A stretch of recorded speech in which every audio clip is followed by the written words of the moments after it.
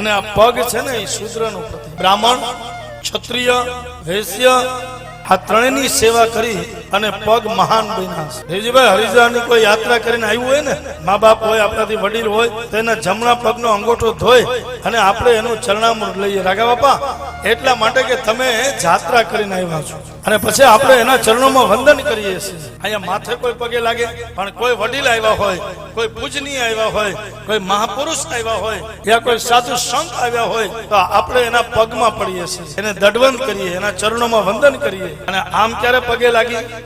મહિનો દિવસથી મહેમાન આવી ગયા હોય, એ જવાનું નામ ન લેતા હોય, તો આપણે એને કહીએ કે તો ચાલ તો પણ પગ મહાન થયા છે. વર્ણ વ્યવસ્થા છે અને આ વર્ણ વ્યવસ્થાની પરંપરા છે, એટલે પગ છે એ મહાન થયા છે. એટલે આપણે જમણા પગનો અંગૂઠો ધોઈએ છીએ. દીકરી પણ વિદાય થાય તો લગ્નના માંડવામાં મા બાપ પણ દીકરીનો પગ, જમણા પગનો અંગૂઠો ધોય છે. કારણ કે એ સમયે દીકરી નથી, લક્ષ્મીનું સ્વરૂપ. એટલે આપણે એના ચરણ ધોઈએ છીએ, એના પગ ધોઈએ છીએ.